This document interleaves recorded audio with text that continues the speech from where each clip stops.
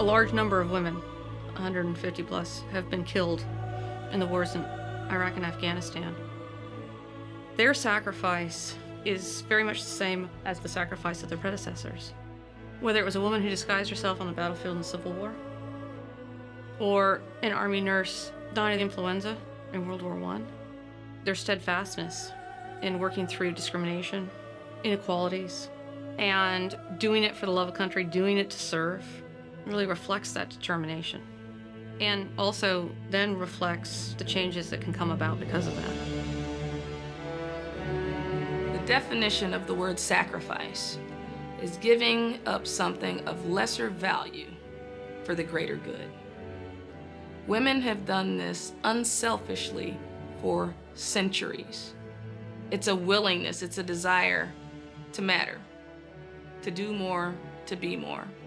And this military frontier is just one more way that women have stepped up to that call of duty of mothering, nurturing, and taking care of her nation. What it means is that I have done something that less than 1% of the population has done. Semper Fi, do or die. When you're young, you're invincible, and you think that you created all that awesomeness. And then you realize, wow, there are people that came before me. So we have a responsibility, in my mind, that once you hit a certain level of maturity, you reach back to that 20-year-old and say, hey, young person, you know, you didn't get here all by yourself. We weren't always known on the surface for what we did in our work, but we were there. And it was a very hard thing for people to accept during the war that women wore uniforms and did the same jobs as the men. So if you wore that uniform, you had to prove to them that you could do what you had to do. And it makes you want to try harder to prove to them that you can do it. The women that are commissioned into the United States military today, they know full well that they will be on the battlefield, that they will face the same challenges and hardships and dangers as their male counterpart. But they continue to enlist because they want to serve. They want to have the same opportunity as their male counterparts. And they serve with bravery and courage and honor every day all over the world. I love the Army. I love being able to serve my country, and I feel that not everybody wants to go fight wars. Not everybody wants to put on a uniform every day. There's certainly more money and other incentives to be made elsewhere. So somebody's got to do it, and I just happen to be good at it. These soldiers, they didn't have to sign that dotted line to come in the military. They chose to, you know, and they're there fighting with you and for you, and they'll give you their last because that's what we signed up to do. No one made us do it. We signed up for it. I'd do it again if I could.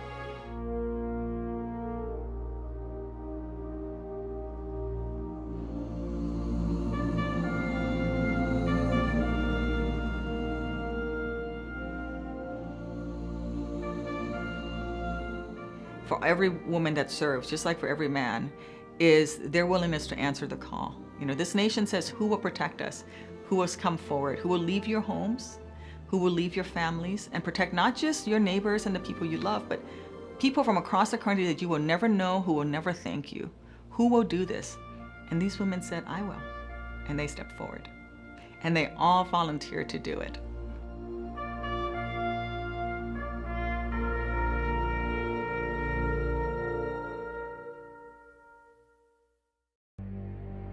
I don't think people think about the fact that our daughters are on the front lines just as our sons are, and that we love this country as much as they do, and that women are willing to lay down our lives as well.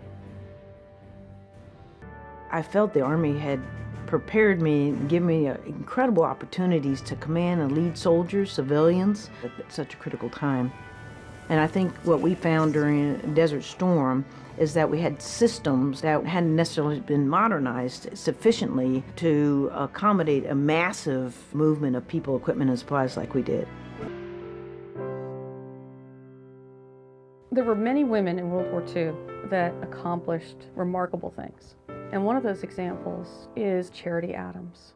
She's in the very first group of women to go to Fort Des Moines, Iowa, to join the Women's Army Corps. Her abilities are quickly recognized as being superb, and she will be the one who's chosen to take the first and the only contingency of black wax overseas. And she will command, as Major Charity Adams, the 68th 88th Postal Battalion. Knowing that she was going to be under a microscope, she was adamant at ensuring that the highest standards were met by the women. They faced a mountain of mail. It was months and months and months of backed up mail. They worked 7 days a week, 3 shifts a day, 24 hours a day. And they were responsible for redirecting almost 7 million pieces of mail. Not just to the American Army, but to all the forces that found themselves on the continent. And they did so very, very efficiently and proficiently.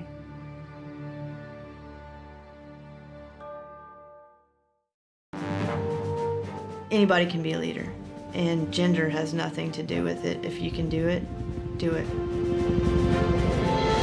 I wish I could talk to the first person who stepped onto the first battlefield and took the first bullet at the start of the Revolutionary War. Why did you do it? Where did you get that courage?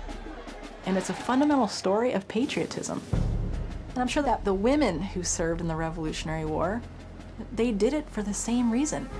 That's courage. During the Revolutionary War, women wanted to participate. So women were there, they were cooking, they were dressing wounds. And in the 18th century, women could shoot rifles, and if they had to, they could pick up a musket and shoot.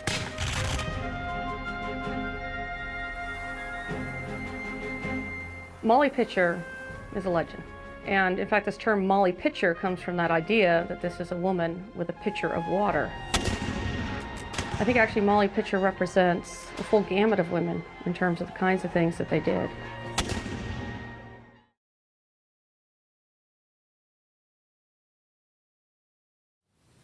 Hi, my name is Sarah. I served in Operation Iraqi Freedom, Operation Enduring Freedom, and Operation New Dawn. When I think of being called a veteran, I just think of pride and honor and the fact that I served alongside many other people just like me, did the same kind of, service that many people before me have done as well. I don't think I'm special in any way. It's just a designation. For me, being a woman veteran means being able to balance your home life and your family life with your military career.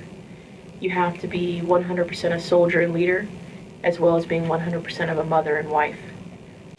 But if we empower one another, that will help us and make us stronger when we band together. Being a veteran to me means continuing to give back in the community and helping other fellow veterans that are in their transition period. Being a veteran has made me be a better person. It's made me try harder in life to succeed and be a better role model for people. To me, I think it means that I fought the fight too. I wore the boots also. I did the tour also, right alongside the men. There's no male or female in the military. Everyone's a soldier, and I was a soldier too. But I can say that I am one of the few females who has changed the image of the U.S. military. Being a strong woman is important. I like to prove to everybody that I can do just as much as a man can. And it's just to show my kids that, not only men can succeed, but women can succeed also. Being a woman veteran is also, just being part of another small group. The military population consists of about 1% of the population, and of that, only 10% of us are women veterans. So sometimes that can, bring a little bit more pride to the surface, thinking that, I contributed and did something with a small group of people. But I take pride in it, and I'm glad to call myself a veteran. I think the most important thing in life is to enjoy it. Spend time with family and friends and just do as much as you can. The most important thing in life is happiness, and finding something that gives you a sense of purpose and is meaningful. And for me, assisting veterans in that aspect does that for me. We're strong, and we need to recognize that strength, and we need to recognize that strength in others and support them. It means that I have already done and conquered the single most important and difficult thing that I'll ever do in my entire life. Being in the military, I conquered that. And that comes second only to being a mother, which is always first and most important to me. So let us honor women of the military service from past, present, and future.